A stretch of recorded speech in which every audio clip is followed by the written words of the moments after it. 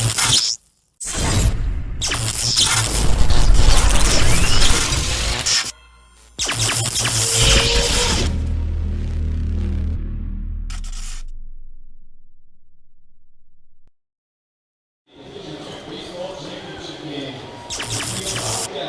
hello everyone, and welcome here to Manchester. Nick Anastas, Steve Beals with you, getting set for the 2023 NHIAA Baseball Division II State Championship game between the Plymouth Bobcats and the Hollis Brookline Cavaliers. The defending champion Cavaliers looking to make it back-to-back. After running the table a year ago, they arrive as the 2 seed via a 9-3 victory over third-seeded St. Thomas in the semifinals. Meanwhile, for Plymouth, they've been the darling, the Cinderella of this D2 postseason. They knocked off top seed Hanover in the quarterfinals 8-6, and then outlasted Kingswood 8-7 in the semifinals to punch their ticket to the championship round for the first time in nearly a full decade. So Hollis Brookline and Plymouth set to go under what's become a pretty clear sky here in Manchester after we had some rain earlier. Boy, the weather's turned out beautiful, Nick. It's also gone up a few degrees with the sun coming out, and it's just much more comfortable atmosphere. I would expect that that would help the spring off the bat, if you will, and probably would benefit the hitters a little bit. Did talk to a few people downstairs, and their favorite coming into this game was, as far as who's going to win, is Hollis Brookline. That's easy to understand given the fact that they played so well last year. Tremendous baseball program there, but how about Plymouth clawing their way down through, coming in as an 8 seed into the finals, taking over Kingswood, a long-known baseball, strong community. And boy, if it's anything like last game, Nick, it's going to be another great and exciting game. And I would expect this crowd, as this game developed with the folks who are here to see these two teams, plus the folks strolling in to get a good seat to see this Division I Titan matchup between Pinkett and Londonderry, I'd say by the end, and I would expect that a lot of these fans will hang around for that game afterwards. So crowd should start building. Weather's cooperating now. Field looks like this sun is doing a great job drying it out. At the beginning of last game, seemed to be pretty wet, pretty slippery, ground kind of giving way to some of the players. But before we get started with this one last shout out to the White Mountain Regional High School and the deeming machine that was on the mound for them. What a terrific game. Yeah. If they're on their bus ride home now, I'm sure it's a very happy one. Well, already 2 state champions crowned on this field earlier today. Littleton fell to Newmarket in the Division IV final. The Mules held off the Crusaders 5-4. Barely, yep. To capture their second title in 3 years. And meanwhile, as you mentioned, White Mountains, led by Carter Deeming, 16 strikeouts. They shut out Monadnock in the Division III final by a final of 2-0. Star Spangled Banner here at the stadium.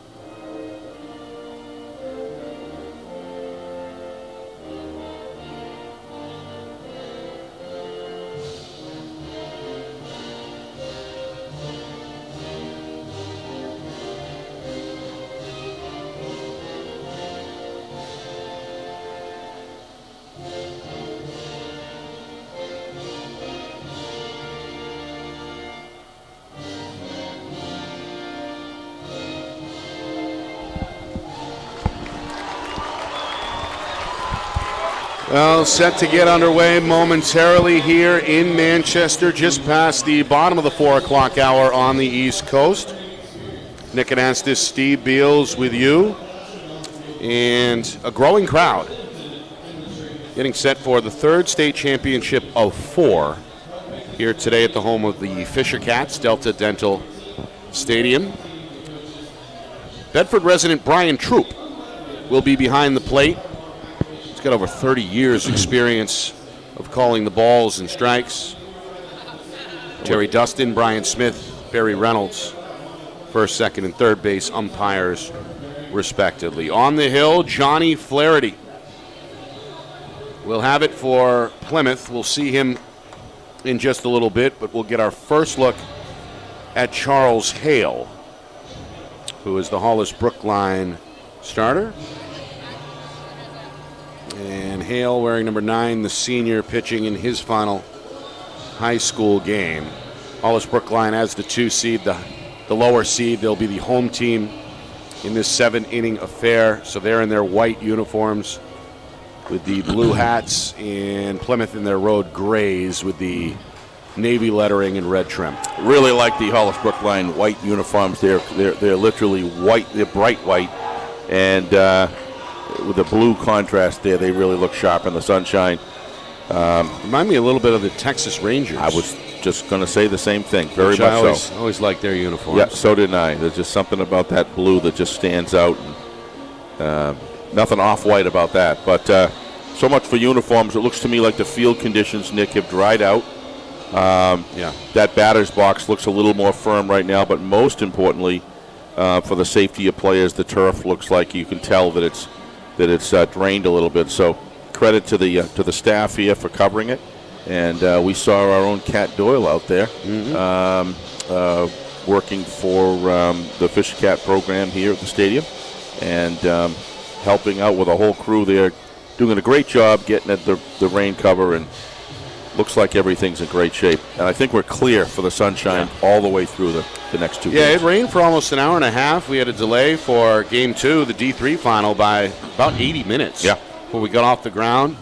Luckily, Monadnock and White Mountains were able to make up some of that time due to a speedy 7-inning game. So we're only, and I say only in air quotes, about 35 or so minutes behind schedule right now, despite the 80-minute delay. And we just found out that our good friend at NHIAA, Jordan Scott, will be leaving the NHIAA and taking on an assistant AD position at Hollis Brookline. Right. So our congratulations to him on this new chapter in his career. We wish him the very, very best, but I will tell you specifically, I will miss working with him. He's just been a terrific, friendly, decent, competent person to work with up at the NHIAA, and you will be missed, Jordan, and we wish you the very, very best. I'm sure we'll see you around at Hollis Brookline events. Meanwhile, we're underway. Plymouth's Luke Diamond, the lefty batter, behind 0-2, going to get some good wood on this one and send it into left field. It's a base hit for Diamond, a wide turnaround first. Plymouth, they brought some folks down from the North Country. They're seated along the right field line, and they're clapping their hands, liking the start for the Bobcats here with one on and nobody out. Enjoying this sunshine down the southern part of the state here. Good crowd came down to support these teams. And you're right, Steve, the temperature has risen. Definitely. Up to about 70 degrees now at game time. Quite a lanky pitcher we have here in... it's Charles Hale. Charles Hale. The right-hander. Looking forward to... He's probably, 6'3", 6'4"? He's got to be at least 6'2". I'd say 6'3", yes. But all legs, and got a nice delivery there. Oop, nice. Looks like a good move to first. Always check those things out, Nick, in the beginning of the game. Yeah, the pickoff move. The pitching today, I would say, for all 4 teams, Nick, has been... Seen some gems. So far, yeah. We had a 5-4 final in the D4 championship. Newmarket outlasting Littleton. And then really a duel in the D3 final. 2-0 was the final score. White Mountains over in Monadnock. Mm-hmm. Carter Deeming 16 strikeouts for White Mountains in the win. This one is some chin music. Upstairs for Noah Dutilli. Tilly kind of crowding the plate a bit from the right side. Just a little. He's literally right on top of it right now. It's a slider. They got him. They got him. Umpire Brian Troop going to ring him up. Looked like he was going to take a shot at swinging at that, Nick, and then he pulled back the last second. Probably should have gone through with it. I figured with a guy on first, a pitch like that would be well received to go to opposite field. But, yeah, I think he thought it was outside and just made the wrong call. Yep. Tilly strikes out looking. Meanwhile, first pitch to Cam Stratton is fouled off. Stratton, the catcher, the number 3 hitter for Plymouth. It's 1 down, 1 on here. Diamond at first. Top of the first. Hale taking his time, going to kick, going to fire, and that slider is just a bit outside. 1-1. It's kind of like a Bob Uecker stretch of that just a little bit outside. Well, you got to create some drama where you can. I don't even think you were born when that movie came out, were you? I would have been, I think, 6 years old. I was going to say. If my math is right, it was released in '88. That would put me at 6. Yeah, Charlie Sheen played a great role. Tremendous role in that movie. Ensemble cast. Yeah, incredible, incredible. Meanwhile, a toss over to first. The Diamond is Uke, back. one of the great baseball personalities. Absolutely. One of the great play-by-play announcers. Yes. Period. Absolutely. Another pitch. Back to the mound. Softly hit. Fielded by Hale. Throws to second for 1. On to first. Nice for pivot. 2. Nice pivot by the, I believe that was a shortstop. I don't think that was a second baseman. We're going to find out here in a second. That was a nice pivot. That ball was thrown a little low to the left. And watch how he is able to keep his balance, line up his throw. Down low. Look at that. Sets himself. Fires a strong throw to turn the double play. Nice work. So write it down as 1-6-3. And that'll bring us to the end of the middle of the first inning. And we'll get our first look here in a moment at the Hollis Brookline Cavalier lineup. So some good defense setting the tone. You got Gavin Knudsen, right, starting off. Got some little midgies coming in here, flying through the thing there. Yeah. Probably trying to get out of the sunshine. Hasn't really been that buggy. Watch out for your Twizzlers there, Nick. That's sugar. They'll love that. That may be what they're after. Yeah. But all in all, cannot complain. 70 degrees, bit of a breeze. And again, the rain seemingly is past tense at this point. And again, fan bases turning out for both schools. We mentioned the Plymouth fans. We need to mention the Hollis Brookline faithful as well, wearing their blue and white behind the home dugout. All right, here comes Plymouth's Johnny Flaherty. Right-handed thrower. Flaherty with his battery mate Cam Stratton getting ready here. Well, he has a slider, clearly. Yeah. Over at first base is the quarterback, Jack Sanborn for Plymouth. Noah DeTilly at second. Owen Cahoon at third. In the hole at short is Luke Diamond. Left to right in the outfield, Logan Custis, Thomas Degno, and Trevin Stone. Hitters 1 through 3 for Hollis Brookline is the aforementioned Gavin Knudsen, Charles Hale, and then Zach Lucier. Knudsen's a lefty, and he looks at strike 1. Well, initially doesn't look like overpowering speed, but boy, if you've got good location, you can do a lot with that with a good hard slider. There you go. Same pitch, right? Yep. A little outside this time, 1-1.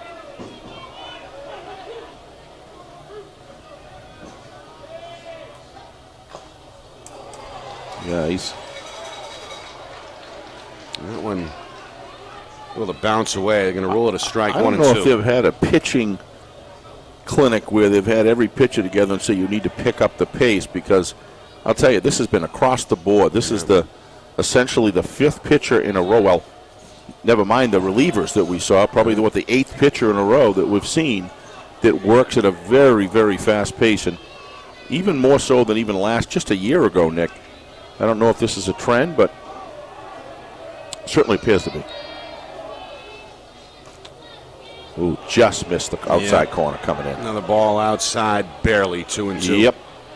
No, 3-2. So Knudsen trying to get on with a walk. Instead, he pitch. swings at the full count offering and comes away empty. So Knudsen goes down. First strikeout registered for Johnny Flaherty. And there's one out here in the bottom of the first. That'll bring up Hale. So Flaherty will work against his counterpart and miss the strike zone with a high slider. Hale, the number 2 hitter, looks at ball 2 up high. Fastball that time. James Sartell is the Hollis Brookline head coach in the third base box, watching quietly. He's going to get them a high strike here. Big strike zone here. 2-1 curve. Swung on. Hale lifts it left field. Had him no played problem well. for Logan Custance, who makes the catch for out number 2. Good positioning by Custance there. Obviously, I'm sure the steady scouting reports have been a lot of work done over the week. Yeah, he really kind of tomahawked that ball. I mean, not tomahawk, kind of, I don't know what I would call that, kind of jacked it, I guess, around the corner. But he was right there in position. Meanwhile, strike given here. Shortstop Zach Lucier at the dish to the number 3 hitter. That is kind of quite a wide open stance, right? Yeah, just going to say, wide open batting stance. The curve comes in just below the chin. Out of the zone. It's 1-1. Again, Flaherty working quickly. This one off the tip of the bat down the right field line. That's a base hit. Good job by the right fielder. Brace. Yeah, he's in with a 2-out single. Trevin Stone with a nice jump on the ball was able to field that without it going all the way to the flagpole and saved a base right there. That's good defense. Yeah, I think so. Lucier a little bit of a wave. Yep. After reaching first base securely, he pays homage to his teammates over there at the dugout. So, a 2-out single for Lucier. Now the cleanup man, Alex Razzaboni, who's also the catcher, is going to stand in, and the right-handed hitter looks at strike 1. Flaherty trying to get back on track. A quick glance over the left shoulder. He's ready to go. Swung on, popped up. The pitcher wants it himself, takes a few steps, and makes the catch overhead to retire the side. Quick inning. Yep. A 2-out single for Zach Lucier goes nowhere. And after one, we're scoreless here in Manchester. Top second in a moment. You're watching the 2023 NHIAA Baseball Division II State Championship game right here on Friday Night Lights, New Hampshire, broadcasting in conjunction with the NFHS Network. Our broadcast today, as it always is brought to you by Beals Insurance Agency, with locations now in both Bedford and Londonderry. Whether you need home, auto, or business insurance, Beals Insurance will get you both the price and quality coverage that's right for you. Just call 603-471-9999 or visit BealsInsurance.com to request a free quote and start saving money today. Again, that's BealsInsurance.com. No score as we head to the top of the second inning here in Manchester. Nick Anastas, Steve Beals with you, live from Delta Dental Stadium. Friday Night Lights, New Hampshire, broadcasting in conjunction with the NFHS Network. Championship Saturday here at the home of the Fisher Cats. This morning, Newmarket in Division 4 topped Littleton by a score of 5-4, and then White Mountains shut out undefeated and defending champion Monadnock in the D3 final by a final score of 2-0. One hit each way so far. But if the first inning, Steve, is any indication, we may be in store for another more pitching pitcher's duel, which is okay with me, frankly. Charles Hale's second inning of work, the right-hander, is going to fire a strike. A half swing there offered up by Owen Cahoon. That's about the fourth swing that we've seen. He's doing something there. He's either turning that ball over. It's just hard to see from this view upstairs here. That's why I always love that center field camera angle.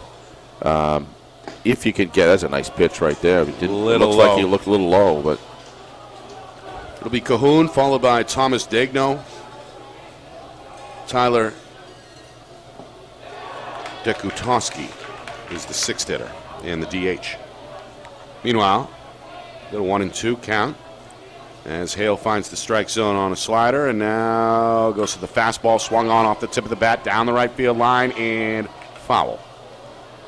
This takes a bounce at the foot of the bullpen. Like we talked about before, that foul line, first base is, I would say there's a lot of fields that even have a wider first base dugout, distance, but it really narrows down as you get down in the corner. Yeah. And they got a couple. Looks like there's almost like a bullpen, a couple of white thing. The bullpen's over to the right, so it's clearly not. You can't have players out there. So I haven't been to a Fisher Cats game in a while.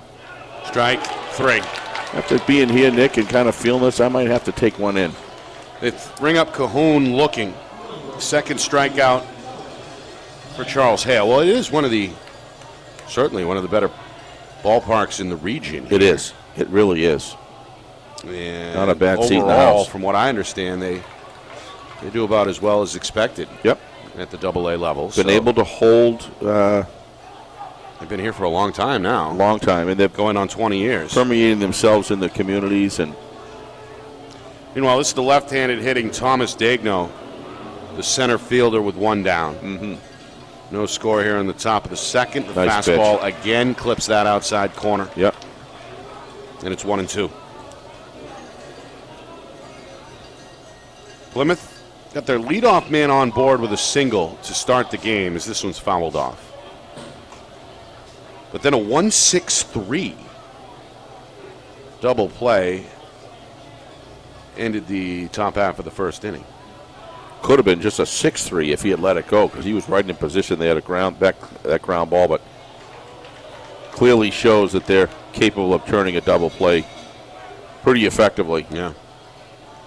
Either way, a good relay by Lucier, the shortstop. Nice pitch. He starts that slider, Nick, right off the outside of the plate, so it makes your mind tell you don't go, and then before you can even react, it's coming right over the front outside edge of the plate. That was a good pitch there, and a good time to throw it on 2-2. You got a ball to spare, so if it misses, you're still okay. But right. If it comes in like it did, it's lights out. Hale's got 3 strikeouts. Yep, all 3 looking. Well, he's got a tall order to match Deming, but he's off to a good start. Swing at the first pitch. Deeming, I mean. Dekutowski lifts it in foul ground, and it's dropped just off the right field line. Yeah, it's definitely the outfielder's ball right there. You have to almost be screaming that I've got it.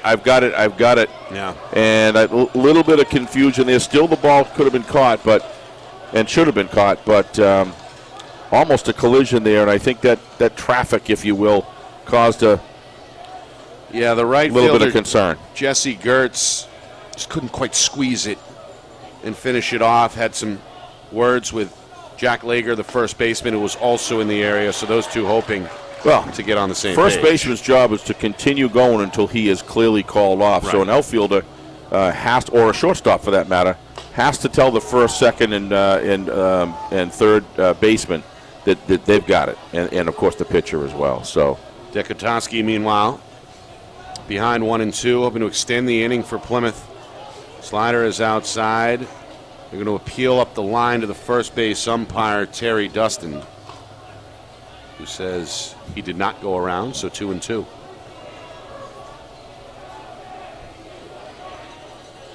Johnny Flaherty's in the on-deck circle, hoping to get a chance here in the second. Wow, that did not miss by much. Looks like it might have been a little bit above the letters there. So a full count. No argument from Hale after missing by maybe an inch there. That time he does go around, and Hale's going to come up with a strikeout. Just never comfortable at the plate, Nick. He's doing a good job moving his pitches around and just not letting him sit in. Watch here, his whole center of balance is waiting inside, and then it goes outside, and he's trying to reach it. It's too far gone by then. Good job of pitching, utilizing location and speed to throw the comfort of the batter off. So Hale, a 1-2-3 inning. He strikes out the side. He's got 4 strikeouts through 2 innings. All right. Not bad. Coming up now is Hollis Brookline as they look to get on the board. Zach Lucier managed to single their first go-round, but Nothing came of it run-wise. They'll have hitters 5, 6, and 7 due up. Jack Lager, Dylan Morelli, and Jonah Windsor. In that order. Nick Anastas, Steve Beals with you. This one, Steve, is a rematch of the 2007 Class I championship. If you can believe that. That was a 4-2. Class I. That was a 4-2. Now, what are we going back? How many years is that now? 6 years? 16. All right, so I'm a little off. 7 years, so 1 year off. Not bad. Not bad. 2000. Well, you mean how many years ago? Yeah. It's 2007. That would be. Oh my gosh, I'm way off. Okay. That would be 16. Yeah, I was too busy in the youth leagues back then. Right, but that was the final in what was then Class I and what is now Division II. So it's a rematch. And of course, Hollis Brookline trying to do it back to back. They were champions here just a year ago. How long has Hollis Brookline High School been? I know it was before Bedford, correct? But not long before. Yeah, 2003 maybe? 2002? I would say about 20 years old, give or take. Yep. We can find that out, I'm sure. Meanwhile, Plymouth, it's their first state championship appearance, Steve, since they were runners-up back in 2014. We mentioned they lost to Hollis Brookline in 07. Nice pitch. Looking for their first state championship win since 1999. They won it 96, 97, and 99. 3 out of 4 years in the late 90s. Long time ago. Have not lifted the championship trophy since. Wow. As Chuck Lenahan was ripping up championships in football throughout that era. This one up the middle. Yeah, and nice Lager is going to hustle it out. Yep, for a base hit. Nice hustle.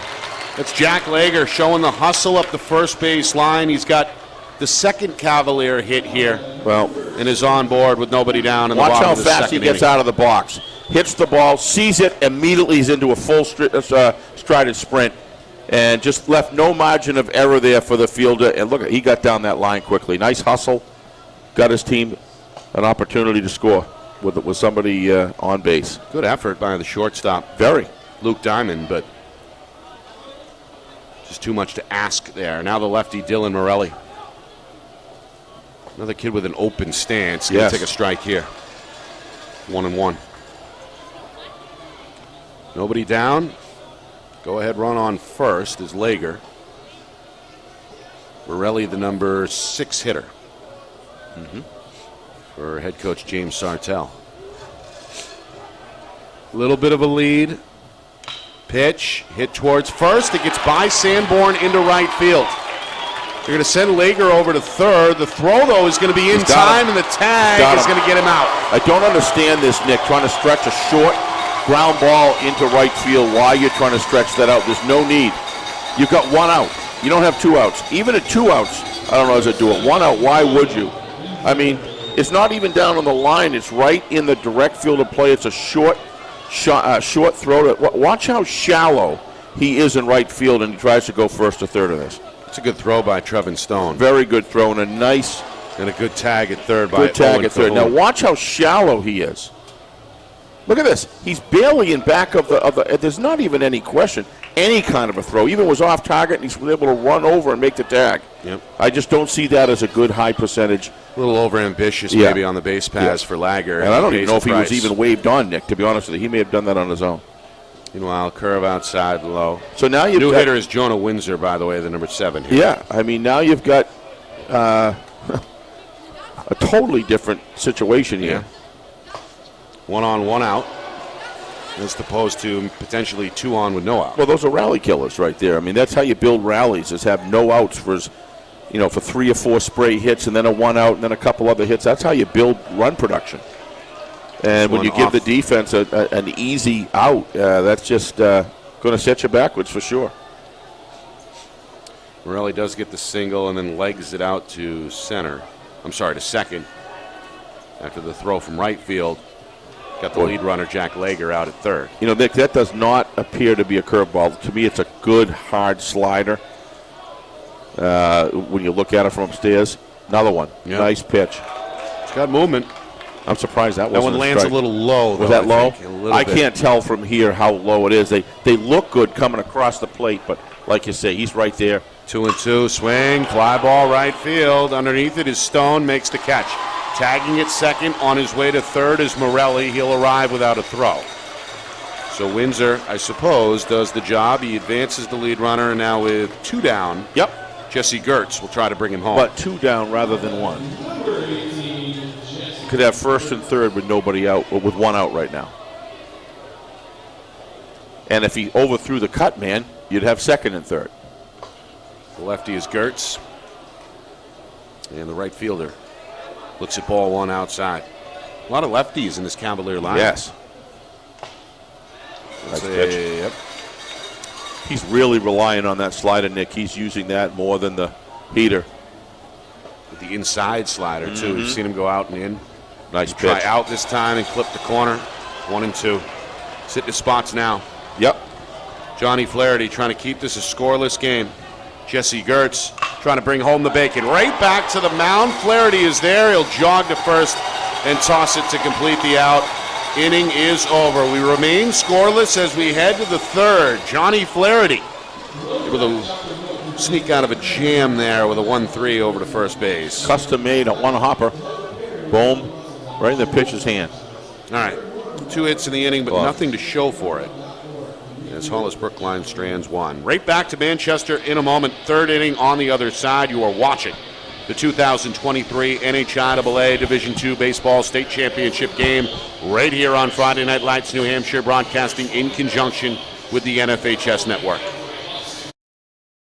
Our broadcast today, as it always is brought to you by Beals Insurance Agency, with locations now in both Bedford and Londonderry. Whether you need home, auto, or business insurance, Beals Insurance will get you both the price and quality coverage that's right for you. Just call 603-471-9999 or visit BealsInsurance.com to request a free quote and start saving money today. Again, that's BealsInsurance.com.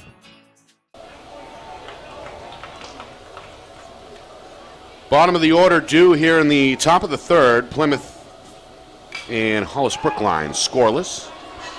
As this one is popped up, and an overhead catch made by the first baseman Jack Lager to record out number 1. Johnny Flaherty flies out. Nick Anastas, Steve Beals with you. The 2023 NHIAA Division II Baseball Championship game. Hollis Brookline, after a 13-3 regular season, hoping for back-to-back state titles. The number 2 seed taking on number 8th seed Plymouth here in the final. And so far, so good for Charles Hale, the right-hander. Has been dealing, Steve, with 4 strikeouts. He's allowed 1 hit, and that's it. Very much in command right now of his repertoire, Nick, and his technique. He's listening to his catcher. Nice pitch. Getting movement here. He's right going on. to strike out Jake Sanborn. Just freezes you there. You know, one of the things that's going on, I've been watching him ever since the beginning of the game. I think he's only waved off the catcher's call 1 time. So there's some good in-sync stuff, a lot of confidence built into this battery. And let me tell you. That's Alex Razzaboni behind the plate. Swing and a miss. The number 9 hitter, Trevin Stone, who had a pretty good throw from right field defensively. Yes, he did. In the bottom half of last inning. First time to the dish. He's behind right away, 0-1. Make it 0-2. Yeah, fastball Hale comes right down the middle. Hale in a zone so far. He's struck out 5. 4 of them have been victims swinging, not swinging, watching. This one is going to be a swinging, and yes, sir, that's now 6, Steve. 6 strikeouts, and another 1-2-3 inning back-to-back. 1-2-3 innings for Charles Hale. So we keep it moving, and we head to the bottom of the third with the Cavaliers. Watch this delivery. Look at the long stride and the finish. He's completely finished. Some great movement on that pitch. Great movement. Might want to even come out a little lower to finish, a little bit more thorough finish. But boy, he's doing enough right there to take the God-given gifts that he's got and just putting them to work and just mowing them down. Just past the 5 o'clock hour here. Third of 4 state championship baseball games here in Manchester. Glad to have you with us. And of course, if you are watching us right now, that means you paid for the monthly subscription to NFHS Network, which means you can watch a full day of lacrosse tomorrow. as we're in Exeter at Bill Ball Stadium for 3 straight state championship games on the boys' side. Think Coach Howe, your color man there, will be late to the game or tardy, or you think he'll be about an hour I think he's already there. I think he's got a sleeping bag out there. He's been camping out in the parking lot. Yeah, I think you're right. Is what I think. Roger Howe and I will be on the call for all 3 of the state championship games tomorrow, beginning at 2 o'clock. This one outside. That was the count even at 1-1. Travis LaFontaine, the number 9 hitter, is our leadoff man here in the bottom of the 3rd for the Cavaliers. And let's not underestimate this young man, the pitching job that he's done so far. What's he got? What do they got? 1 hit, 2 hits? Flaherty has allowed 3 hits. 3 hits. All singles. Yeah, so. But no damage. No damage. Doing a good job here himself. Swing, fly ball, shallow right center. Who wants it? Stone calls for it and makes a one-hand grab. I had a security camera, on the entrance coming into the building where our studio is, where Ben Beals produces the game, and all of a sudden I got up last night. I think it was about 3:15, and he and Matt were still there, setting up and get everything ready. So I think they went home and took a short nap. I haven't got all the details on it. Went home, took a short nap, but. They're committed. No question about that. Yep. Twin brothers, often in sync, right? Yep. They're 24 hours a day, seemingly in sync. Well, this is a big day for FNL. We love this. Big weekend. Big weekend for us. 7 championship games. Less than 2 days. And we had some great semifinal game between Pinkerton, I guess, and Exeter. Absolutely. The other night that you guys called and for lacrosse. And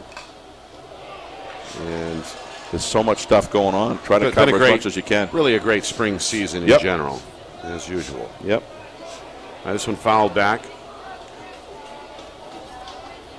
Back to the top of the order, by the way, with Gavin Knutson. The left-hander is going to look at a curve that's just outside. Some of the Plymouth fans didn't like the call.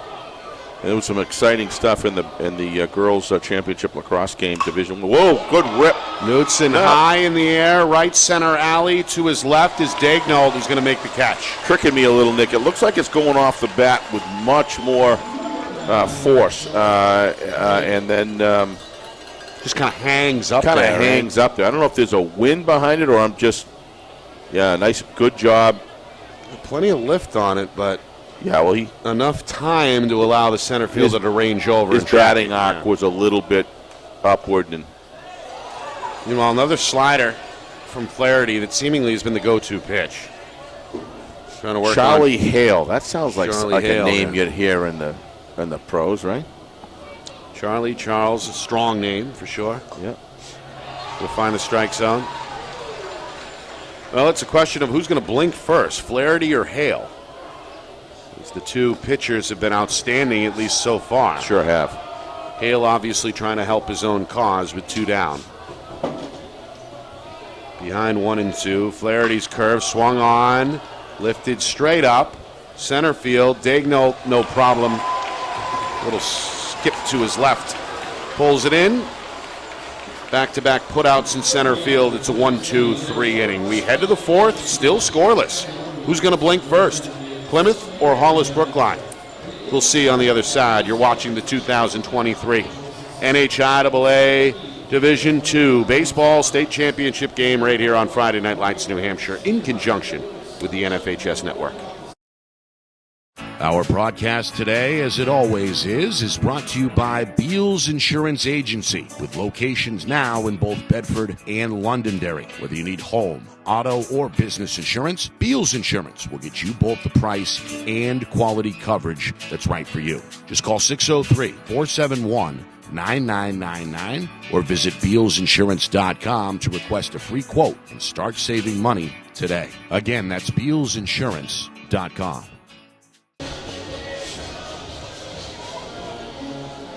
Well, we're scoreless through 3 innings here at Delta Dental Stadium in Manchester. Nick Anastas, Steve Beals with you. The 2023 NHIAA Division II Baseball State Championship between Plymouth and Hollis Brookline. Cavaliers looking to make it 2 straight after winning the title on this field a year ago. Plymouth looking for their first state championship on the diamond since way back in 1999. You know, Nick, I was thinking that it's sometimes you take for granted, it's easy to take for granted what's going on out here for these 3 games. The pitching today has pretty much across the board been highly sophisticated and a high degree of execution. These guys are many of these pitchers are in real command of the game. And Mr. Hale is in complete command right now. He's on top of his game. He's only faced 9 batters through 3 innings. Yep, and don't underestimate, these are championship hitting teams. Yeah, that these pitchers have been mowing down throughout the day. Well, the lone man to register a hit off of Hale so far is the left-handed batter in the box, Luke Diamond, who's going to foul this one off left side. It'll stay 0-2.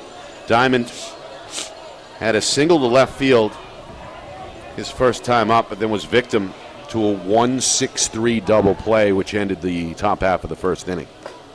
This pitch is outside to the lefty. Hale has been impressive. 6 strikeouts. 4 of the 6, the batter has been caught looking on strike 3. Yeah, he's been freezing them. Here's the 1-2, again just outside with a fastball. 2-2. What a hitter likes is the same pitch or coming down the same pitch coming at the same speed at the same location. Diamond punches this foul. The hitting mind is able to track that and sit on it. They always hear people talk about, he sat on that fastball, or he sat on that hanging curveball, or he sat on that slider that broke over the plate. And that's what the hitter looks for. And these guys have been doing everything, these pitchers are doing everything to minimize. Look at that. Everybody's off balance. Got him low and away, swinging for strikeout number 7. Diamond disappointed as he heads back to the Plymouth dugout. Well, the pitchers, when they do this, you never get on balance, Nick. You don't feel comfortable up at the plate. Then the next time he's throwing something else at you and doing the opposite.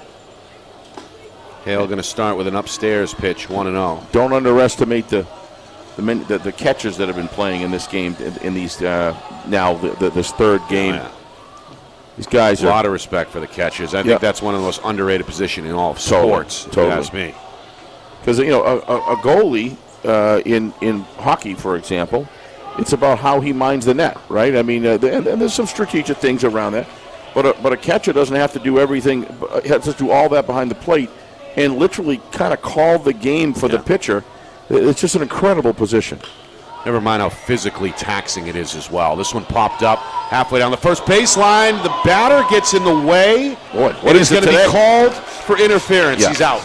Yeah, can't do that.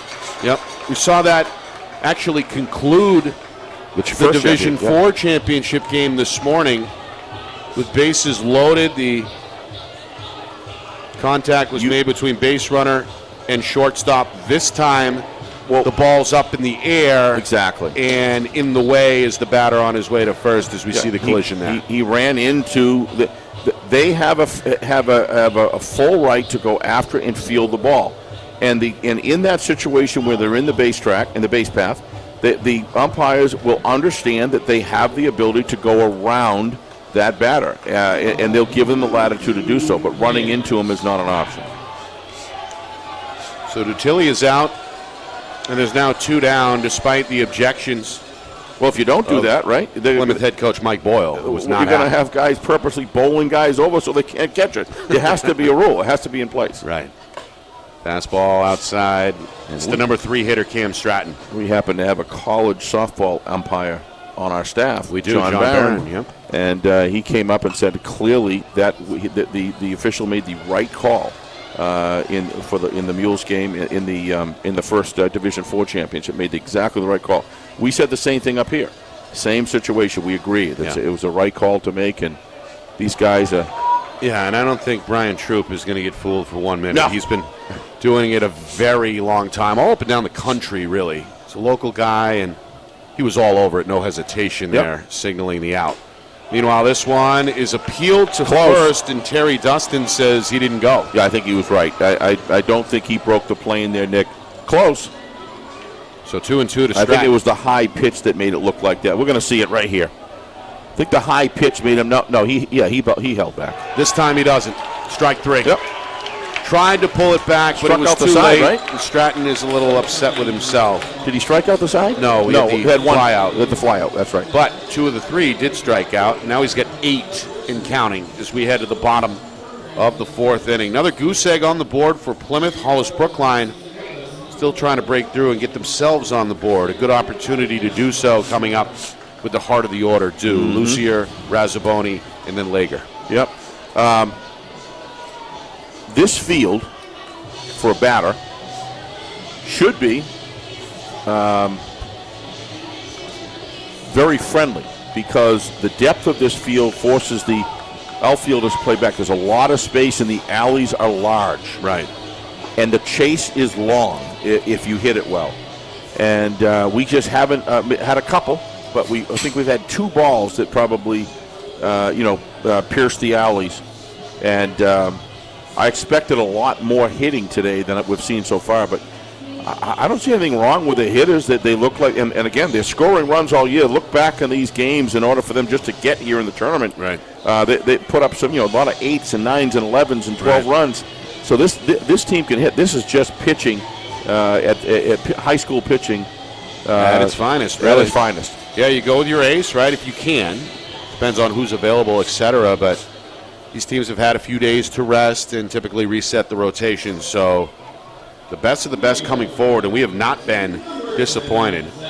Carter Deeming in the Division III championship earlier for White Mountains posted 16 strikeouts, part of a complete game shutout. Well, the mental trend lines of these pitchers are solid. They start to go trend down a little bit, and they've continually been able to rescue themselves mentally and emotionally to get their game back, and that's just trial and error of good coaching, good experience, and a tough nerve.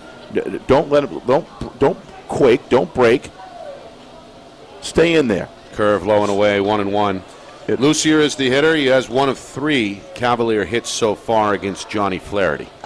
He's check here. He's going to get the strike there. No. Wow. Terry Dustin says no. Looked like to me like he broke the plane of the plate, but he's right there, right on, looking down the line. So, but again, more pitching that is taking keeping the batters off balance. Up the middle. Backhand attempt at second is not going to happen as Noah Dutilli has to scramble into shallow center to retrieve it. Not sure how they'll rule that. Well, looks like to me like Nick, like he started to pull up. Let's take a look at this. Let's take a look at really this. Either way. That one. Watch him. He starts to moving pretty quickly. Gets underneath the backhanded attempt there, as you can see. Looks like he didn't field the ball through it. It looked to me like he was already starting to plant to throw the ball to first base. But you got to catch it first. So the cleanup hitter, Alex Razzaboni, standing in now, the right-hander with a man on first. Slider outside. Flaherty misses by a few inches. 1-1. Razzaboni popped out to the mound his first time up. Good catch by a fan here as that foul ball is pulled in about 3 rows shy of the concourse. Alex has got a nice swing here. He keeps his shoulder into the ball. Really like the way he hits. Going to find the hole here into right field. Yep. Lucier up to second, on his way to third. Throw in time. Coach says stay put. Meanwhile, following him into second base is Razzaboni. Now, why is that a good move, Nick? Let's talk about that. 0 outs. Don't generally support it as a rule, but why is that a good one? Because it's a low bounding ground ball. Had a lot of head start. He was at second base after it hit the back of the infield rather than out in the outfield in the outfielder's hands. Would have taken a perfect throw to get him out. So now Johnny Flaherty in a bit of trouble. 2 men in scoring position. Still nobody out here in the bottom of the 4th inning. But generally speaking, I don't condone going with 0 outs. Jack Lager at the plate, swing and a miss. It's 1-1. He was going downtown for that one. That was a full swing right there. Lager is 1 for 1. Got to get a piece of this. Knocked down by the shortstop Diamond, who cannot very come costly up with error. a throw. Scoring from third is Lucier. and it's 1-0 Hollis Brookline. Yeah, very costly error right there, Nick. Look at the difference. You just get one out, whether you throw it at home for the tag or you throw them out at first. You know, there's a potential the max you're going to get out of this thing is 2 runs if you can get that out, most likely. But now you got runners at first and third, and it was still nobody out. That's a big turn error. That's a costly error there. E6 if you're scoring at home. And now Dylan Morelli, the number 6 hitter, is going to put this in play. Another backhand stop. This time Diamond has it on to second for 1, late to first.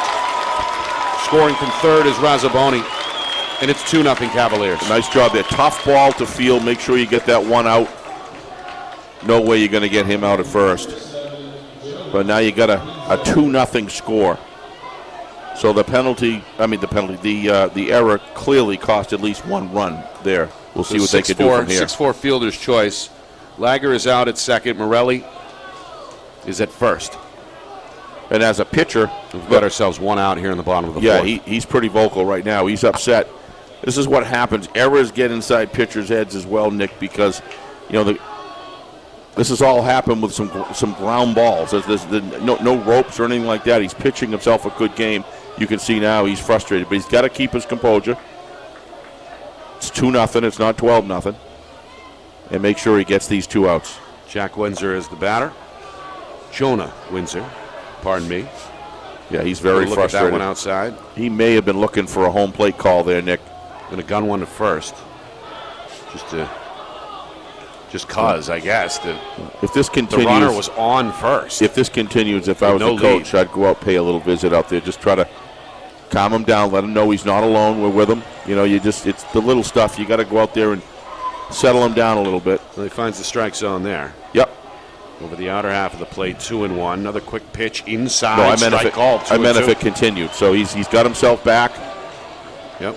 And as you said earlier, Steve, these kids today have found a way more often than not to settle themselves down. This one popped up. It's not easy. It's drifting towards the crowd and will land in the grandstand foul. Pressure is going to happen. There's times it's not going to go well, and it's how you react in those situations. And a lot of it is going through that enough times where you learn, well, my mechanics is off here. I'm not doing this route. Calm down. Take a little bit of time. There's a list of things you can do to slowly but surely get yourself back in line. He's done it here so far. Trying to get him to chase there, and ball 4 is called outside. So Windsor draws a walk. Morelli is now in scoring position at second. And still only 1 down here in the bottom of the 4th inning, and now the battery mates will have a quick chat on the mound. Totally agree with this. It's the catcher Cam Stratton. You never want a left-handed batter up with first and second and in 1 out, Nick. It's surprised he's not the second baseman isn't playing in the hole a little bit more. Fastball inside. Yeah, still. Jesse Gertz is the number 8 hitter, and the lefty had to scurry out of the way there. Yeah. Gertz grounded out 1-3, his only at bat so far. Another fastball inside. It gets away from Stratton. Over to third goes Morelli. He's going to stop there. Into second is Windsor. So the wheels are going to come off the Flaherty cart just yet. Yeah, he got a couple strikes. Starting to get a little flimsy here. He got a couple strikes, Nick, but it didn't seem to me like he had fully got himself back in form. And yeah, you can see. Got to work it through. Junior trying to calm himself down again. Yep. Goes inside. Now it's 3-0. Well, he's not finishing, Nick. I call that falling off the mound. When the knee goes back and the body starts backing up, and then your weight of your body pulls it over and you don't finish your release, he really needs a strike. He really needs a strike right now. But he's got to be very, very careful here that he doesn't get in the umpire's box at bad side. You gotta keep it in. Didn't really look to me like that was a strike either, Nick, to be honest. He looked a little inside, but he's got to keep his cool here. Back-to-back walks. There we go. So Morelli is on third for Hollis Brookline. Windsor he's also in scoring position at second. Gertz is at first. The number 9 hitter, Travis LaFontaine, will have to wait a moment before he steps in. Yeah, he's very animated right now. Another meeting here at the mound, this time involving the Plymouth manager, Mike Boyle. I think Mike made a good choice to come out. You try to have your catcher go out, and now he's giving instructions to the field. Going to stick with his guy, though, Flaherty. Oh, yeah. 1 out. Yeah. Oh, yeah. Yeah, a little bit early to start bringing in, and a lot of it depends on the type of pitcher you have is the one guy you're going to want to back up and finish the game here. Right. It's still 2-0 with 1 out. You get a Sticky double spot play here, though. We got a bases-loaded situation. Yeah, he got the strike. And seemingly, Mike Boyle able to calm his guy down as Flaherty fires a strike to LaFontaine. Pitching out of the stretch. Outside again. See where he's winding up, Nick? If you look, viewers, you'll see he's winding up, finishing away, falling back off the mound. Now look where he is. He really wants to be square, coming forward off the mound in a perpendicular stance, ready to make it to field the play. He's kind of fallen back a little bit. He'll get it. It's just a matter of working it through. Started off very productive through the first 3 innings. Yeah, he fixed that one. Anytime he delivers with that stride toward the batter, towards the plate, he's coming off very, very well, finishing extremely well. He's a good pitcher. Trying to come up with a key second out here. 2-2 count. The pitch. Nice pitch. Good curve. Got him looking. Yeah, nice pitch. Rings up LaFontaine with strike number 3.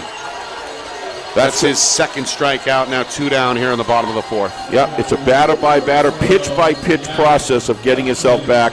I really salute the kid for, look at that, finishing forward right there. Nice pitch, not falling back, not falling away from his delivery, keeping balanced. Now the lefty, Gavin Knutson. Now you got 2 outs, Nick. Yep, leadoff hitter. He'd get out of here with 2-0. He can. Oh, they'll take that now. Absolutely. Bases loaded, swing and a tip, straight back, foul. Count opens up at 0-1. The second baseman is 0 for 2 today. The leadoff hitter, Knutson. Struck out swinging, flew out his last time up last inning. Bases loaded, swing, lightly hit, foul. But he's got the pitch count 0-2 right now for him. No need to throw any meatball down the pike. Do something around outside the plate, make him protect it and swing and miss. Ground ball sharply hit into right field. 1 run will score. The throw is going to be cut off. And the damage limited. No, they're going to throw out the man at third base. Is 2 players standing over there. No slide. Miscommunication by the Cavaliers, but Hollis Brookline will bring 1 more in, and they lead 3-0 after 4 innings of play. Plymouth will look to respond when we come back. Yeah, let's talk about that. 5th inning is next. You are watching the 2023 NHIAA Division II Baseball State Championship right here on Friday Night Lights, New Hampshire, broadcasting in conjunction with the NFHS. Our broadcast today, as it always is brought to you by Beals Insurance Agency, with locations now in both Bedford and Londonderry. Whether you need home, auto, or business insurance, Beals Insurance will get you both the price and quality coverage that's right for you. Just call 603-471-9999 or visit BealsInsurance.com to request a free quote and start saving money today. Again, that's BealsInsurance.com.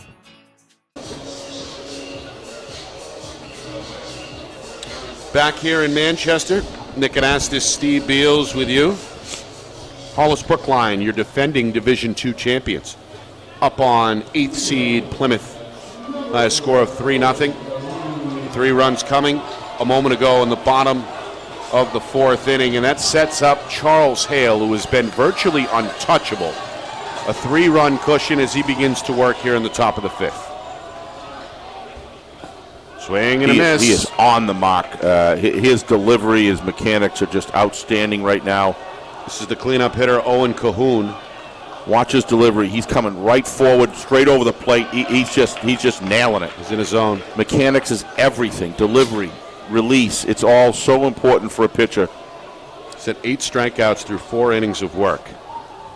Got the shutout intact. Oh, looking for number 9. He's going to get it again. Late movement fools the batter, Cahoon, who goes down swinging, and now 9 strikeouts for the Hollis Brookline ace. It just makes you feel like you don't have no gravity. You're just floating when you're like that, and you know you got the groove. You know you're finishing strong. You know what we're seeing. He's feeling. Trust me. He knows he's in balance. He knows he's centered right now. He's been on point really ever since. Wow. Fanning lefties, righties, whatever. Nothing but good things to say. This one is contacted back into the screen, foul. Nothing good things to say about Finbury, but that was a poor choice in the pitch that to end on that base hit there. He had him down 0-2, and he just fires a strike right in the inside corner, inside section of the plate, which allows him to pull the ball. You had 3 pitches you could have wasted there to see. Just a poor choice of pitches, that's all. But that's how you learn. That's just the fundamentals of the game. But this guy right now here is on fire. Daignault is the hitter. He's going to make contact here. A slow roll at a short. Throw is not in time. Nice hustle. They have been bobbled a bit by the shortstop, Lucier. Couldn't quite tell, but either way, good hustle up the first base line for the base hit. Just a little bit of a hitch there, it looked like. Yeah. And that may have been the difference. Well, the ball took a long time to get to him. But how about giving a little credit to the runner? He Give him a hit there. Yep. This one popped back. He beat it out. Yeah, I don't know if you can throw. I agree with you, Nick. I don't think you can throw an error on a little fractional hitch like that. Right. By the way, Steve, that's the first hit Hale has allowed since the first batter of the game. Yeah, and that's not really that's not a hit that you're looking at the pitcher and saying they're coming around and. Dekutowski is the new hitter, the right-hander. He's the DH, and he struck out swinging his first time up back in the second inning. That was a strike? Yeah, so he's 0-2 on him. One down, one out, top 5. Plymouth trailing 3-0. Pitch outside, runner's going to go. Throw to second, is in time, got him out. What a throw. That's a beautiful throw. Razzaboni had him dead to rights there. Despite the off-speed pitch, able to gun him down, showing off the cannon behind the plate for the second out. Yeah, we're going to see this one again, I think. Here we go. Watch the release. Yeah, just great form. Look at that. Right in the breadbasket. Bang. Caught stealing 2-6 if you're scoring at home. When I saw it go outside, Nick, I said to myself, look at that throw. Look at that throw right there. Wow. First rate. First rate. It looked like a pro throw. I just think the same thing. That's as good as... That's something you'd see nightly in this ballpark with the Fisher Cats. Catches. Swing and a miss. Another strike. Nice. 3 call for Charles Hale. Another strikeout. Makes 10. He's fired up through 5 innings. Yeah, fans, Hollis Brookline fans, liking what they're seeing, doing the job defensively, doing it at the mound, and got a couple runs to play with. Here we go right now. Watch this. Look at that delivery right there. Look at him. Yeah, he's looked good. He's been in the zone, obviously. The numbers speak for themselves. 10 strikeouts through 5 innings.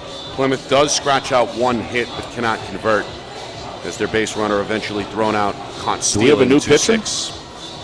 We may. As we head to the bottom of the 5th inning, Hollis Brookline a 3-0 lead over Plymouth. Yeah. Cavalier hitters 2, 3, and 4 are due up. And we may or may not see Johnny Flaherty return here. No, he's out. He is done. Yeah.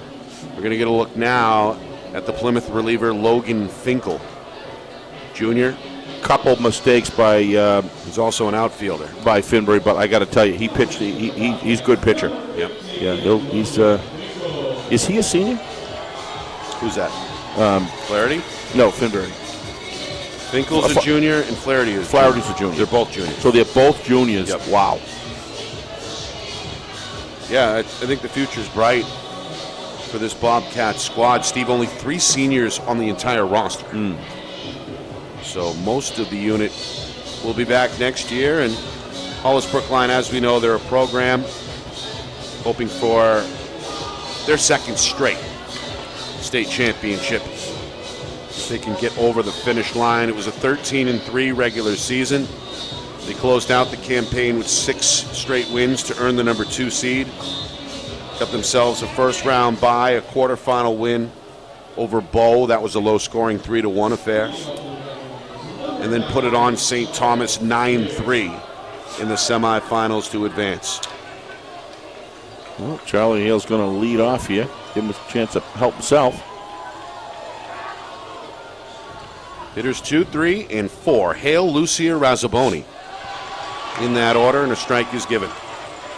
So Johnny Flaherty's day is done after he allows 3 runs through 4 innings. A couple of strikeouts, but on the hook right now for the loss.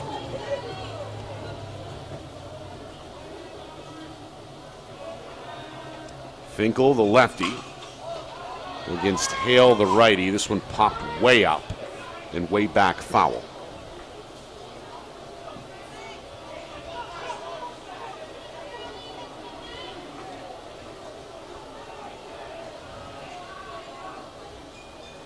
Swing and a foul tip. No. I guess he missed, but the catcher drops it. It goes all the way back to the backstop, and therefore, I thought it was tip 2, to be honest with you, but apparently therefore not. Hale is going to be okay to stand in at first base. Mm-hmm.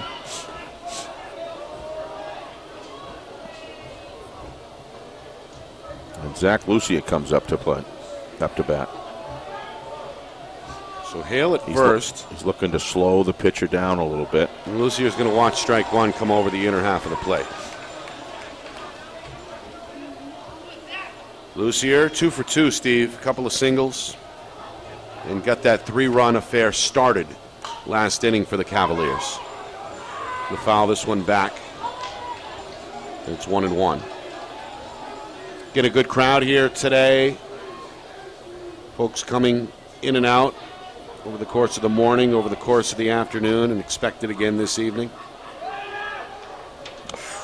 And one more game to go. Of course, that's the Division I state championship right now, scheduled for 7 p.m. here. Very, very heavily in Manchester. Between Pinkerton and Londonderry, that's a rematch of last year's 2-0 Astros win. A lot of people want to see. Fly ball. Daignault is under it. He's got the catch for out number 1. Lucier retired to straightaway center. Hale going to stay over at first base.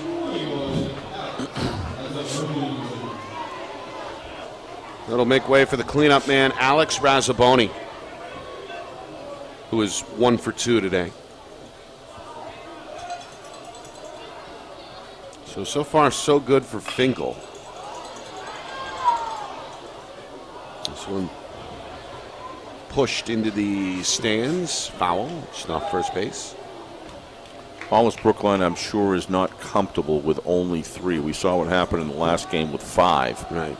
And looking for insurance here. Absolutely. Fastball is going to get a strike call over the outside corner. 0-2 to Razzaboni.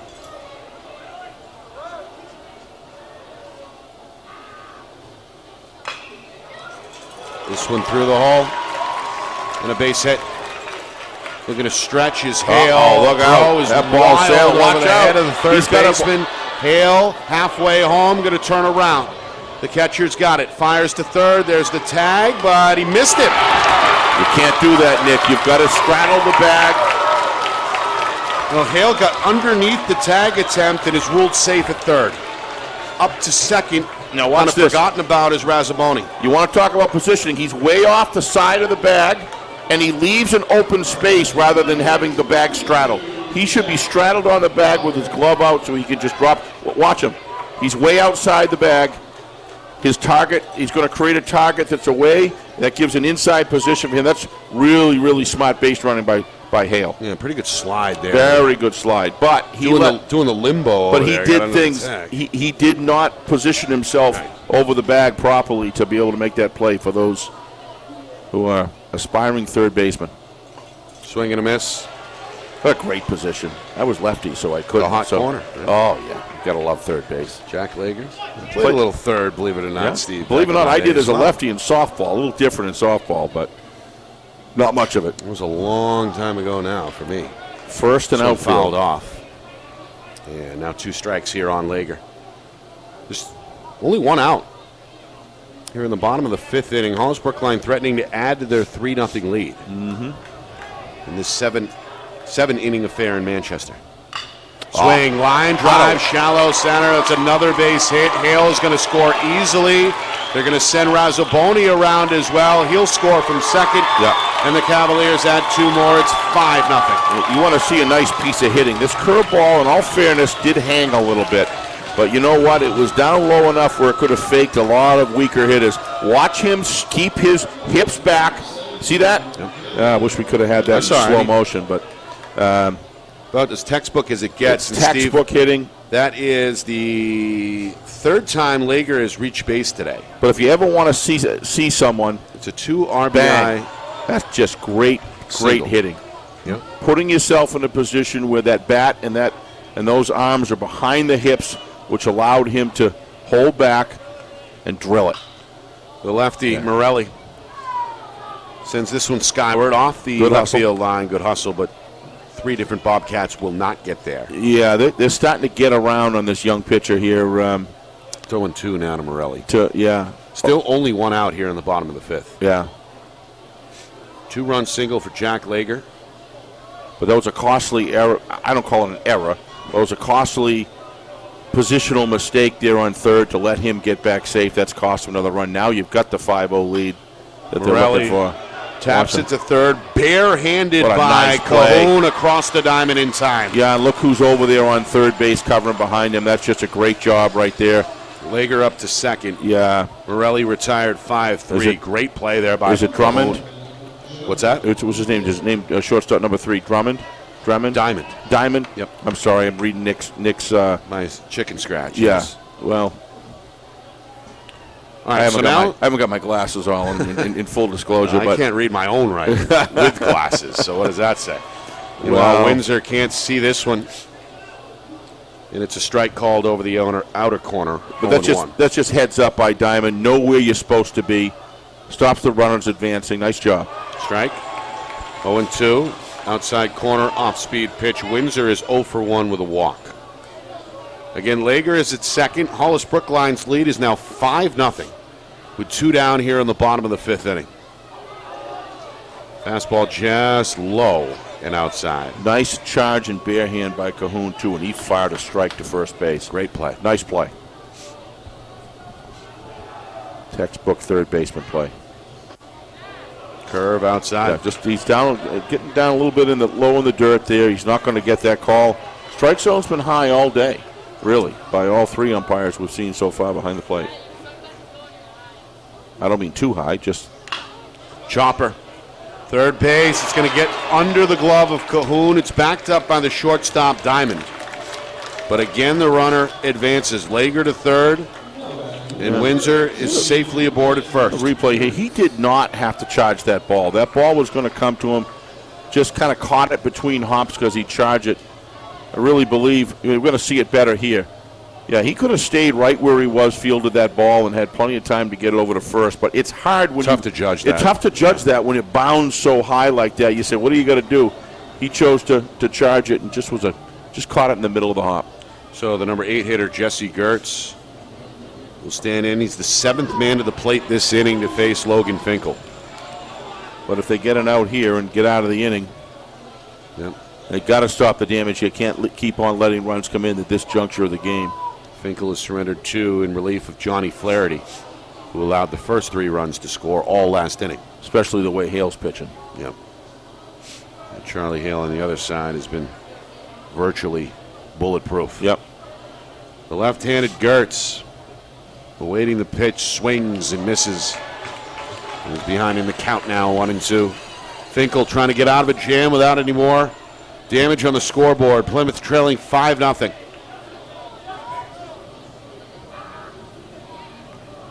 Gertz, meanwhile, is 0 for 1 with a walk. Gonna wave this one towards first. It's foul. Sanborn to his left couldn't quite get there. All right, Steve, the Pinkerton Astros have just arrived. As we see the defending champions in Division I starting to mob their way through the stands here, getting ready to take on Londonderry in a rematch from last year's final. That game coming up in about 75 or so minutes. Which Pinkerton was a championship. They're coming back as past champion, and Londonderry, I'm sure, wants a piece of that. Gert's going to strike out swinging, and that is going to do it. Nice job.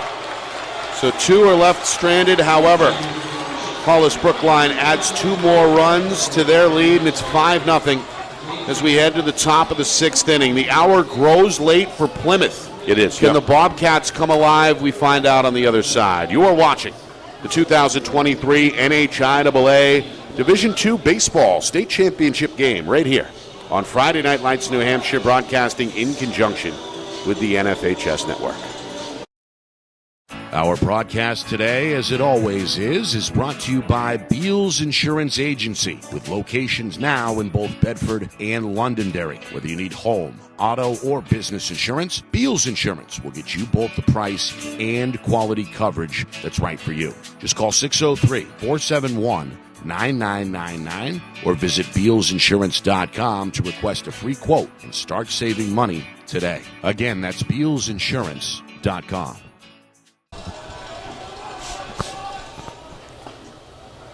Top of the 6th, and another inning of work on the way for Charles Hale. The right-handed starter has been excellent for Hollis Brookline. He's going to deal here to the bottom of the Plymouth order. Johnny Flaherty, his counterpart, to begin the game, standing in here. He'll be followed by Jake Sanborn and Trevin Stone, hitters 7, 8, and 9. This one just outside the strike zone. Flaherty stays alive at 1-2. It's 5-0 Hollis Brookline. Cavaliers doing their damage in the 4th and 5th innings after we began this thing scoreless. Nick Anastas, Steve Beals with you. Hollis Brookline looking for back-to-back state championships. They're going to get another strikeout as Flaherty goes down swinging. Charles Hale in his own right now. Yeah, this is kind of Deeming-esque, if you will, of what we saw before, of strength in the 6th inning, and we'll see about the 7th, but here he is coming back in the 6th inning. And he's got 11 punch-outs. He's got 11 punch-outs, and this is, Deeming with a whole situation of his own there. Was 16, was it 16 strikeouts? 16 in the 2-0 win for White Mountains in the D3 championship. Look, they're each their own brand, but the strength and the domination is pretty much pretty equal. Very similar. Yep. Fastball here to Sanborn, clips the outside corner. That's a strike. It's 0-2. Sanborn 0 for 1 today. Struck out looking his first time up back in the 3rd. Hale looking for his 12th strikeout. Wow. He's going to get it. Well, Sanborn upset with himself. Tried to chase that one a little outside. Well, what are you going to do? What are you going to do? You're getting down on the count. You're already in protection, plate protection mode. And what are you going to do? I mean, you've got to protect the plate, and he's got such good stuff. And when he misses, he's missing around the corners, unreachable, but it suckers you in because you have to protect the plate. Working swiftly between pitches as well. One after the other. Trevin Stone on a half-swing attempt here. Meanwhile, Hale has been getting seemingly stronger as the game has gone on. He's now retired 5 of the last 6 via strikeout, including 3 straight. I don't think he's been stronger than he is right now throughout the whole game. I think this is what it looks like right now. And again, you get late in the inning, all of a sudden the body gives in, but he shows no signs of it at the current time. Fastball low and away there. He's not falling away on his delivery. Delivery's consistent. You can see he's got plenty of energy. He's sequencing his pitches well. 1-2 to Stone. Outside again, 2-2. Well, again, 0-2, 0-2. He's trying to get him to chase it. Remember we were talking about the situation there with Flaherty where he threw the ball kind of down the pike on a 0-2. No need to do that. This one softly hit to first, scooped up by Lager, overhand throw to Hale, who covers from the mound, and that'll do it. 3-1 is how you write that down in your scorer's book. But either way, another goose egg on the scoreboard for Plymouth. It stays 5-0. We move to the bottom of the 6th. Cavaliers looking for insurance when we come back. Or actually, we'll keep it right here, middle of the inning. We're not going anywhere? We're not going anywhere for the moment. Well, glad I got a sip of my Coke here if we're going to keep going. What are your thoughts, Nick, when you look at the performance of Deeming and you look at the performance of this guy, Charlie Hale? It's as impressive as it gets, in my opinion. 16 strikeouts at any level is remarkable, and then domination. We're seeing another 12 here through 6 innings. So the 16 from Deeming, 12 from Hale. I mean, very different physiques, very different delivery, very different, totally different brand of pitching. It just goes to show you that if you're good at your game, there's many different ways to pitch in high school baseball and beyond to be very, very effective. I mean, you look at Pedro Martinez. What was it that he had in his game that just lasted him? He just defied logic as far as not only how deep he could pitch into games, but also for how many years he was able to do it with you said 5'8", 5'9" height and just somewhat of a slight build. This guy just had a fire in his belly, and I kind of see that. I kind of see that in generation. Really. It really was one of the greatest of all time. Yep, for sure. Although I still think Grady Little should have taken him out in that game. He wouldn't allow it. Remember? Everybody's got 20/20 when it's in the rearview mirror. All right, LaFontaine, Knudsen, Hale. Hitters 9-1 and 2, and LaFontaine comes away empty with a big swing. Second inning of work for Logan Finkel. Took over for starter Johnny Flaherty after Flaherty worked 4 innings, gave up 6 hits and 3 earned runs. This one is low, and it's 1-2. LaFontaine is 0 for 2. A fly out and a strikeout.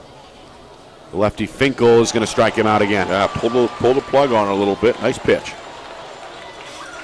Hardy swing from LaFontaine comes away empty. And we go back to the top of the Cavalier order with Gavin Knudsen. Win, lose, or draw for the Plymouth Bobcats. It's quite a feat to be an 8 seed. Yep. and improve your way right to the finals. Yeah. So this game's not over yet. But first championship appearance for Plymouth since 2014. It's positive for the program. And only their third trip to the finals since 1999. This one lifted to right, no problem. On a line drive grab there for Trevin Stone. And the first 2 retired here in the bottom of the 6th. Steve, I hate to say it, but I was just thinking the same bit of rain thing. is back. This game doesn't want to quit. Yeah, got delayed by about a half hour due to some rain earlier that delayed the start of the Division III final by almost an hour and a half. Yeah. As we approach 6 o'clock here on the East Coast, there's just a little bit of sprinkles, so to speak, coming out of the sky here. I'm going to check my radar here, check the Doppler and see what we've got. Meanwhile, Charles Hale is the hitter. He is 0 for 3 today with a run scored.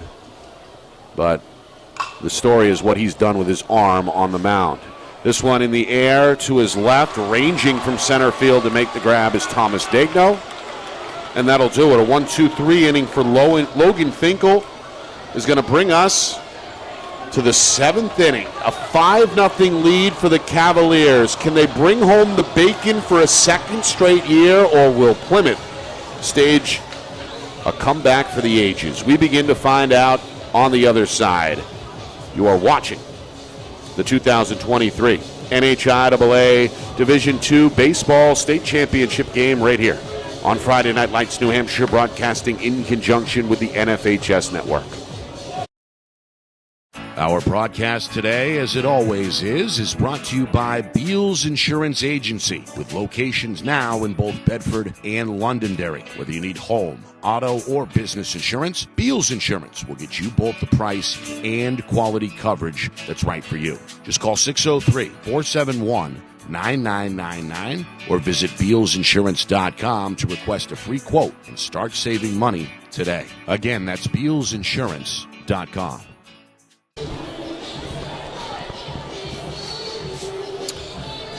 Well, Plymouth down to their final 3 outs here in the top of the 7th inning, trailing defending champion Hollis Brookline by a score of 5-0. Nick Anastas, Steve Beals with you. The story has been the kid on the mound. Yep. Senior Charles Hales. How many times have we said that today? He's got 12 strikeouts. He's only allowed 2 hits. Working on a shutout with his squad out in front by 5 runs. Here's a slider. And it's into the lefty Luke Diamond for strike number 1. Plymouth with the top of the order due. Diamond, Dutilli, Stratton. Hitters 1, 2, and 3. Big swing from the lefty. He just comes right after you. Diamond goes right back to the board. If you think you're going to sit here and wait out pitches, he's just not going to give you that shot. No. He's in such command and control. He's been in rhythm from the get-go. Has 12 strikeouts to his credit. Looking to go the entire distance as Hollis Brookline looks for their second straight state championship. Meanwhile, Diamond does have one of the 2 hits for his team today. In fact, began the game with a base hit. But really, since then, Hale has been as close to perfect as you can get. This one into shallow center is going to drop. Diamond's got his second hit. And he says, not so fast, as the Plymouth faithful make some noise along the right field line. You can't be down 5-0 with your last at bat, Nick, and not have a single to open if you got any chance. They've got to somehow get inside of Charlie's head here, and that's not going to be an easy task. But when you do something like that, that's the opening. Let's see what they can do with it. Dutilli swings at the first pitch. It goes to second. On to the bag for one. Flipped over to first. Not in time. It gets behind Lager, who scrambles to get to it. Yeah. So Dutilli will reach on a fielder's choice. They get the lead runner Diamond. It's huge. For out number 1. Huge. They're short of outs here. Good job keeping the tail down. On that by the second baseman there. What a terrific job. So it goes 4-6. Noah, I believe. I don't know how to pronounce the last name, but I'm sorry, not Noah. Knutson. Little check throw to first. Cam Stratton is the batter, number 3 hitter. Curve in for a strike. He's been able to get him to maintain being ahead, consistently being ahead on the count all the time, all game.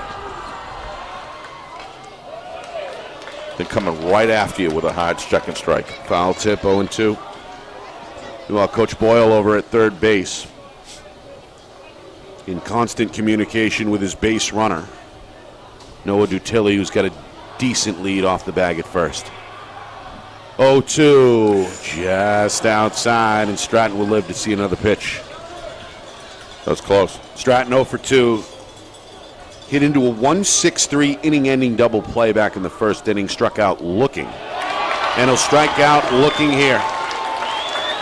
How about 13 punch-outs for Charles Hale? And now Hollis Brookline is 1 out away from a second straight state championship. Just a masterpiece pitching performance. Owen Cahoon, who is 0 for 2, stands in, and the right-hander looks at strike 1. A good He's relentless. curve there. Relentless. I don't know how many batters he didn't get a first strike on, but it's few and far between. Yeah. Cahoon's going to launch this, but it goes the wrong way, foul. Off the left field line, And well out of here play. comes that range, but I did check the radar, and it doesn't look like anything, but we've said that before. I've heard that all day. Yeah. Probably shouldn't have said anything at all. I think but we're he's going to out. get this one Yeah, in the books. It's all over. A celebration on the mound as the hats and gloves go up in the air, and so do the bodies just off the mound as Charles Hale's in the middle of that mob somewhere. Hollis Brookline has done it now 2 years in a row. They get it done here in 2023 by a final of 5-0. And how about 14 strikeouts for the senior in his final high school game, Charles Hale, going out a 2-time champion. I don't know how you beat that performance, Nick. This is Division II baseball right here at its finest. I just think the pitcher-catcher battery, and when he threw the guy out at second base on the steal, Nick, was just kind of like just an example that just there's nothing that's going to be allowed to come. I mean, a 5-0 shutout. It's just incredible, but total offensive domination by this young pitcher, and it's the way he did it. He looks so good when he fires the ball. He's got, years ahead of him that he can grow and get bigger and stronger, and but he's got the goods. He's got those core elements, and some intangibles, I might say, as well. Just a masterful performance. What else can you say? Final Been numbers saying it all game. for Charles Hale: 7 innings, only 3 hits, no runs, no walks, and 14 strikeouts. His counterpart, Plymouth starter Johnny Flaherty, strong effort through the first 4 innings, ran into trouble in that. Charlie's going to be 4th fine. inning. Yep. Flaherty, 6 hits, 3 runs, all earned, 2 walks, 2 strikeouts. Logan Finkel, 2 innings of relief out of the Bobcat bullpen, 3 hits, 2 runs, both earned, no walks. We're all human. 4 strikeouts. I mean, Flaherty did a great job today in a lot of. He had a couple down. What he's got to learn, and what we all have to learn, is at different times is when the pressure's on. You got to stay calm out in the mound. Doesn't mean you don't have fire in the belly. Doesn't mean you're not frustrated. But what I liked a few times with Charlie was he got into some trouble. He worked his way back. But they changed him in 4th inning, top of the 5th inning, I think it was, right? Just there was no pathway to win as long as Charlie Hale dominated to the level that he did. It just wasn't going to happen. So congratulations to Hollis Brookline. Congratulations to the Bobcats for getting here as a number 8 seed to claw their way through the playoffs. And both of these teams will be coming back with a lot of solid players next year as well, which is going to be fun to see. Wouldn't even surprise me if we saw them again. Well, Plymouth, as you mentioned, an 8 seed. That's impressive. Are going to return the entire roster with the exception of 3 seniors. Logan Custance will graduate, Cam Stratton, and Noah Dutilli, but other than that, everybody back for head coach Mike Boyle. And again, Plymouth accomplishing a lot this season, a 9-win regular season, a return as an 8 seed to the championship for the first time in nearly a decade, and they give it a go. But in the end, Charles Hale and company too much as Hollis Brookline repeats as Division II champs. One thing to reflect on, I think, the previous game when they started bunting. And they started whatever it took to get the ball in play, to move a runner, to get on, to create confusion, try to get in the head. When you're just not able to just get the singles and doubles that you need to get on the board, you got to kind of do something else. But Charlie was in such command that to me that was the only way you could have tried to maybe do something different. But it just wasn't meant to be today. And Hollis Brookline with a well-earned championship. Yeah. They're clear champions of Division II. Yeah, let's go down to the field here, see if we can get some of the images of the Cavaliers as Jeff Collins and the NHIAA staff down there. Obviously, Hollis Brookline head coach James Sartell is gathering the troops, so to speak, off the third base line, and that's what it's about, right? You got the medal around your neck, you got the hardware in hand, you've got the banner that says state champs, and you've got friends, family, parents, media, the entire baseball world here in the state of New Hampshire taking a look. And it's a moment I'm sure that these youngsters are never going to forget. You nailed it, Nick. That's it. And they know that coming into this game, this is their shot to do something. The vast majority of students finish high school and don't play sports beyond high school. This is the pinnacle, and this is that opportunity. But, you know, it's a great thing to be the champions, but over time, when you go ahead 20 years, more and more players not necessarily think about that as much as they do about the camaraderie, their teammates, and being young when they look back and being able to share and have these moments. So Plymouth has a lot to be proud of a number 8 seed clawing their way is. We've said it numerous times. But over time, like I said, you get distance from it. You look back, boy, what I'd give to just go back, win, lose, or draw, and play the game again. And that's what they'll remember moving forward. But in the meantime, Hollis Brookline's got a lot of good things to think. A lot of good feelings going home in that bus and beyond. Yeah.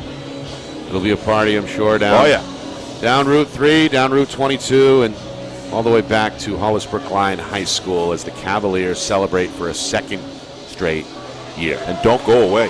We got a beauty coming up. About to stay. Yeah, we've got one more to go here. 3 in the books and 1 left. A little under an hour or so, we'll get it going. Pinkerton and Londonderry let's hope this rain doesn't throw a monkey wrench into our start time. But right now, scheduled to get off the ground at about 7 o'clock Eastern. Where did this day go?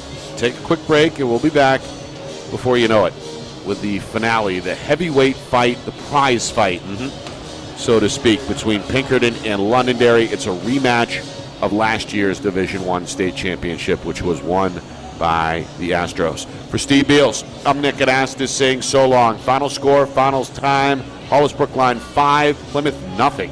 It's been a presentation of the 2023 NHIAA Division II Baseball State Championship game right here on Friday Night Lights, New Hampshire, broadcasting today in conjunction with the NFHS Network.